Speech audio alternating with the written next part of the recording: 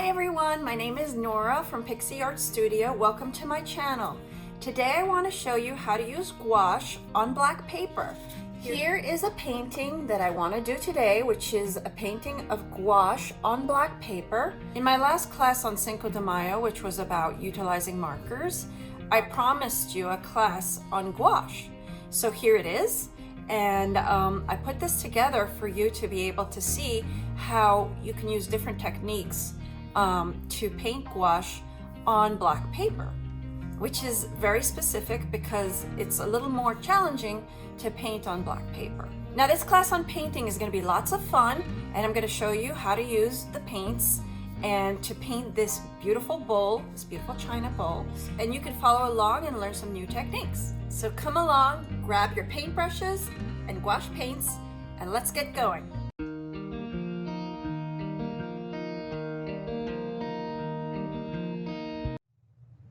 In this short video, we're going to go over gouache paints, and we're going to be using a whimsical art style to demonstrate gouache paints. What are gouache paints? That's what we need to describe first. Gouache is a water-soluble paint. It comes in tubes. It has a thick and creamy consistency, and it's opaque. The paint dries quickly, and it dries in a matte format. The paint works like watercolors in the sense that by adding water, you'll get a more transparent layer. Gouache works from dark to light layers and also from light to dark layers. When gouache dries, the dark colors get a bit lighter and the lighter ones tend to become darker. Some techniques. Gouache paint is thick and creamy, like I said before, and since it's water-based, it should be applied with water. The more water that is added, the more transparent it will become, and it'll work more like watercolor. The layering technique is the one that we'll be using here in our painting demonstration that will follow. It's a basic technique, and it's the one that's most often used. There's one rule here. Before painting the next layer, let the previous one dry off. This is the technique that we'll be using in our class. Some tips. I use, to make this bowl on the left, gel pens first, but we are going to be skipping that part in our demo and going straight into the painting of the white. Now, when you start your painting with white outlines with a gel pen on black paper background, you can also skip that, like I said, and go to directly painting in white. But instead of using black paper, you can make your own background by using a gray-black wash, and then you can apply a white gouache paint over it once it dries. But we're going to be using black paper. Next, on the second part of our tips here, you can add the white paint, let it dry, and add brighter colors such as the blue tones that are next to follow. Then you can embellish in the way you please. Here I will be adding reds and purples and yellows after the blue, and you can see on the main image on the left, to top it off, that I ended up by adding the details in a fun and a whimsical art style. Now let's paint the gouache bowl. With these techniques in mind, let's go on to our demonstration and paint in our next section. Our bowl here is a steaming hot bowl, and it'll be bright and very cute and whimsical, artsy and fun. In the next painting demo, I'll show you the methods and techniques I explained in this slide presentation. So come along and have some fun.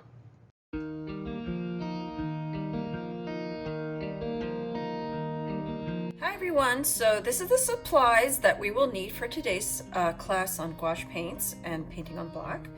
I've used an XL Canson paper, and it's for black drawing.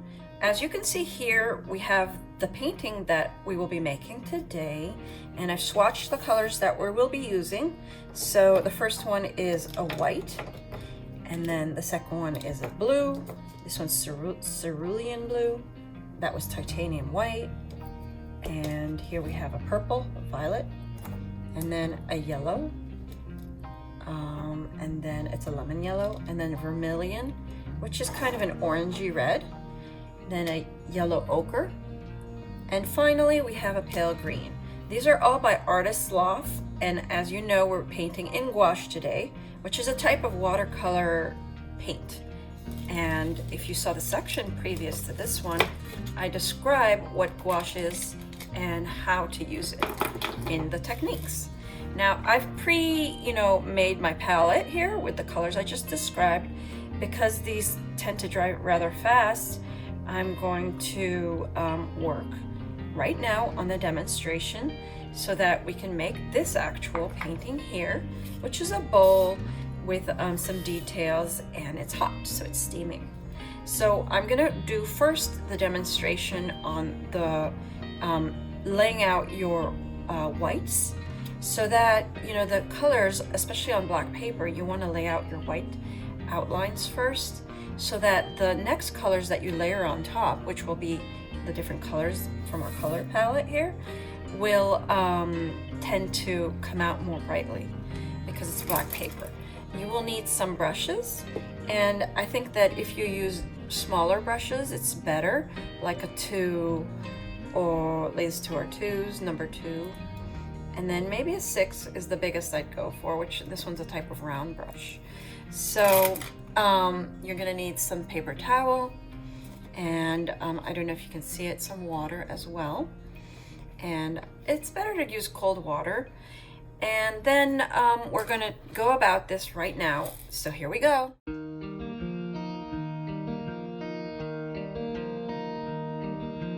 Now you may not want this on your actual, the same paper that you're using to make your image on, just because you may want to keep your image for later, or maybe you want to frame it.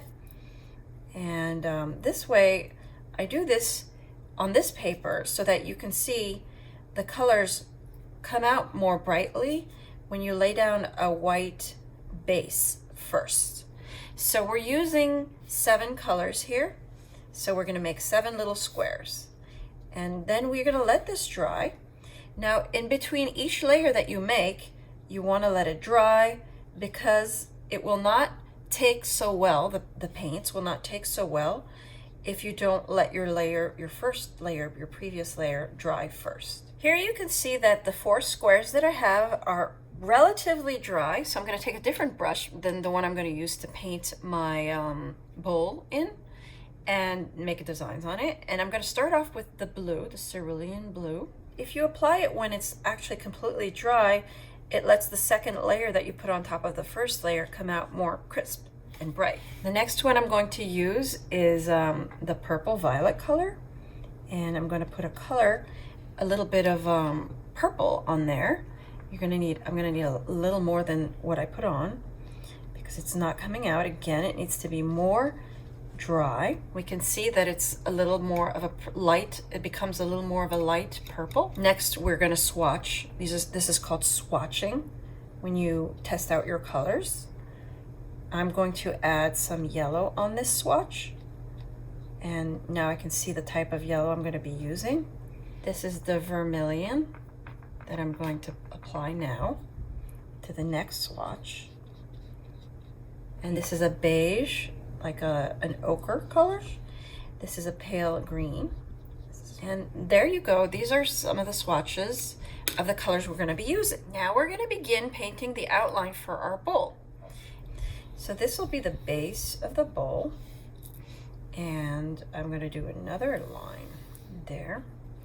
And the reason why I'm doing it this way is so that you can see, now this is going to be a deeper bowl, more deep. And so there we go. That is the outline of the bowl. Now for the steam coming out of the bowl, I'm going to put a few lines, squigglies, like this. 1, 2, and maybe 3, and then a 4th one. So the way I would add to it is by making the lines thicker. So this will be 1 line of steam coming out of the bowl. and this will be the second one. And then I'm going to add to the third one here. Make a little bigger, make it a little thicker actually. I want the yellow that's going to be added on top of it to show out. And then the fourth one here as well. So I'm going to let the top ones dry, and then I'm going to fill out the bowl, because this is a base. The white is a base. The titanium white is actually a base that we're going to be using to make the next layer of color pop out. You can use a thicker, a wider brush or a flat brush here if you feel that may cover more space, and it depends how big your bowl is. So the more space you have to cover, the bigger a brush size you would use. I'm using here a small detail brush because I have a tight space here. Now you can use watercolor paper. I don't know if I mentioned that in the supply section. Or just a black piece of paper that you feel will hold the gouache paint on it. You can see that it's coming out really thick and creamy here. And that's not totally how I want to spread the paint. I want to add a little water so that I can spread the paint more easily, but not too much water so that it becomes like watered down and makes the paper become all soggy. Now, I'm just going to make sure that the sides are even because I don't want a lopsided bowl. Of course not. That would look kind of strange. Now we have the outlines here, the base, for our colors to be laid on.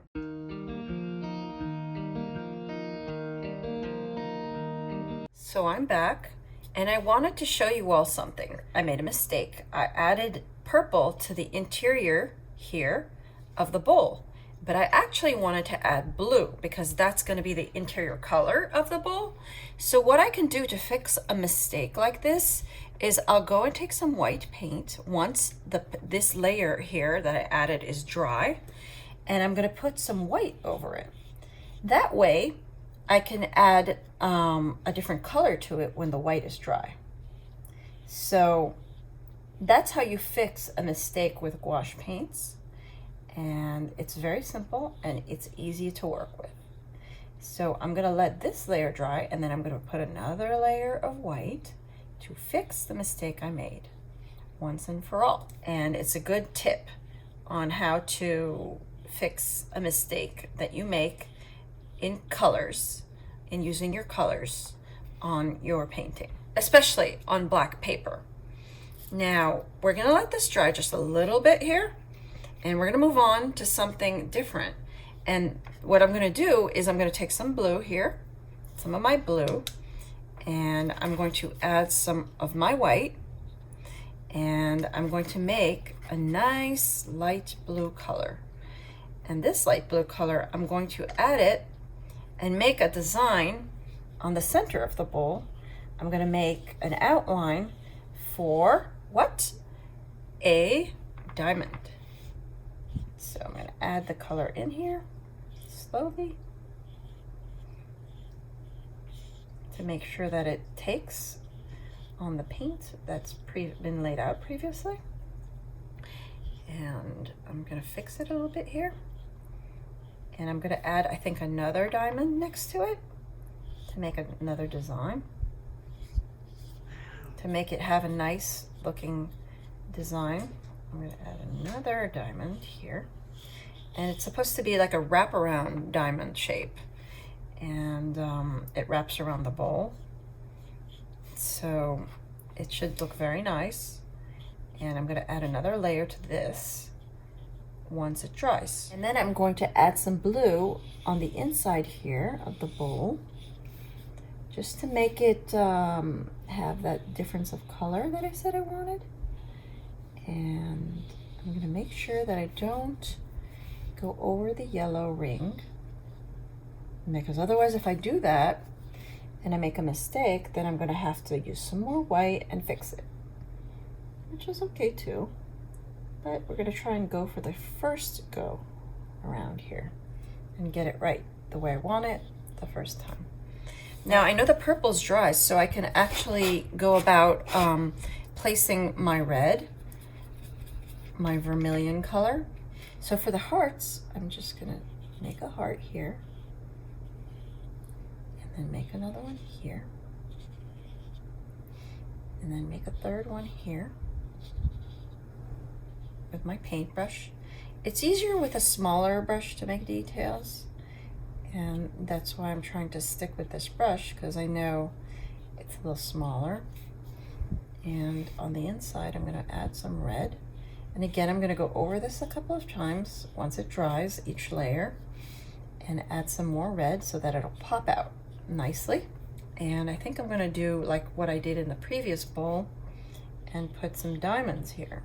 And it's kind of like a not super defined style, so it's a little more whimsical and a bit of kind of impressionistic. And what I mean by impressionist style is that it's not super crisp in its look in the end when it dries everything, and because that would be something more like realism. Now the next thing we're going to add are the dots on the blue part, the strip that I made of diamonds in blue. Now in the center, I'm going to put some dots because these are going to be like jewels that stand out nicely. Now I'm going to let this dry, and I'm going to move on to making some dots with the actual color blue in its original form. And these dots are I'm going to place in different places. There we have some dots. And then I'm going to continue by making some more dots. I'm going to use now my green, and I'm not gonna dilute it with white and green because then it would change the color. I'm just gonna use it as is, and I'm gonna make some dots here. Now we're almost done here, so I'm using my yellow to make these little dots on the blue again. These dots are like little jewels, jewel tones. And that's kind of the aim I'm going for here. So I'm gonna make more little dots here, for example. And they're kind of like in a pattern. And I'm gonna add some more to the bottom. And maybe one more place I can think of is at the bottom of the hearts. And I'm gonna add some more to the either top or bottom of the diamonds. And the last thing that I wanna add here is some green to the bottom to make it stand out, the yellow. And I'm gonna add another strip of green so that it looks a little contrasted. And finally, if I have some white left, which I do, I'm going to use it. And that should be most of what I'm trying to do here. Clean my brush and show you the painting that we have going on here. And I'm going to let this dry, and I think it's finished. What do you think? And if you're happy with your actual design, you can sign it on the side here with either a white gel pen or a white marker, and I'll show you how to do that right now. Now to sign my painting, what I do is I take this white gel pen by Uniball Signo, and I write on the side to make it look nice, Pixie Art Studio. And it looks nice and professional like this. But this way, you see that your painting is now finalized.